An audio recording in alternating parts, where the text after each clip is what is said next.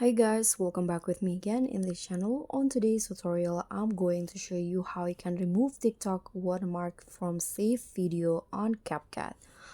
So in here, I've already opened the TikTok apps, and let's say I want to save this video. So you can just click on the share button and click on save video.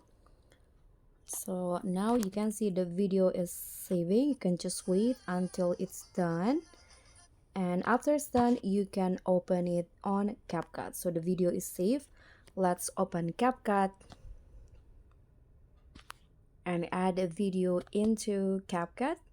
Click on new projects and then select the video.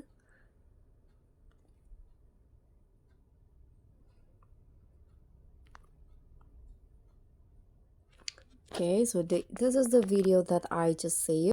So as you guys can see here at the top, there is this TikTok watermark with the usernames, and also the watermark will be moved just like this. Sometimes it's at the top and sometimes it's at the bottom like this. So what you need to do to remove the watermark, you can just zoom it in, zoom the clip like this, and see, you can just preview it by playing it. Okay, so at the top it's disappear, and let's see if it also disappear when it's at the bottom. Okay, so there is no watermark now, and you can just click on export and save the video.